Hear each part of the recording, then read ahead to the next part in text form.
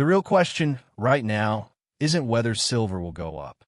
It's whether ordinary people will even be able to get their hands on silver in the future.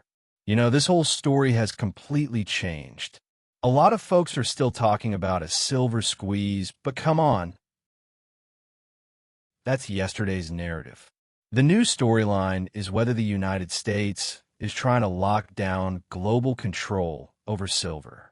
Some people will say, you're overthinking it. This is just normal international cooperation. Here's the thing. When U.S. troops can walk into silver mining zones in Peru with real weapons, and Trump is constantly hammering Mexico with threats about drugs and security, are you seriously going to call that a coincidence? Nobody with common sense buys that. Let me be clear. Trump isn't targeting two countries. He's targeting two massive silver vaults. Mexico is the world's largest silver producer at about 6,300 tons a year. Peru is the third largest, and it holds the biggest silver reserves on the planet.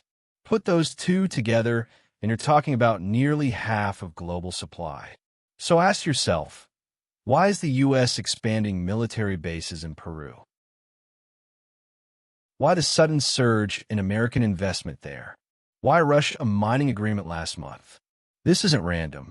The net is already being pulled tight. To really understand this game, you have to connect three dots: the value of silver, Kennedy, and Tether.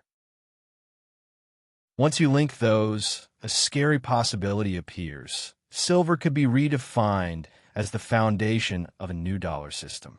Let's start with value. Silver has two faces, industrial and monetary. On the industrial side, demand is exploding. AI, renewable energy, electric vehicles, power grid upgrades. None of it works without silver. According to the Silver Institute, the global shortfall in 2025 will hit 3,660 tons. That's not speculative demand. That's hard necessity. China has already tightened silver exports, and the message couldn't be clearer. Silver is a strategic resource, not jewelry. Now, the monetary side. A lot of people forget that silver was real money for centuries. Europeans paid for Chinese porcelain with silver coins. Today, the dollar is bleeding credibility.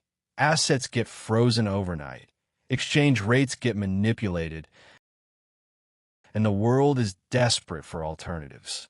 Gold and silver, assets outside any single government's control, are suddenly looking very attractive again.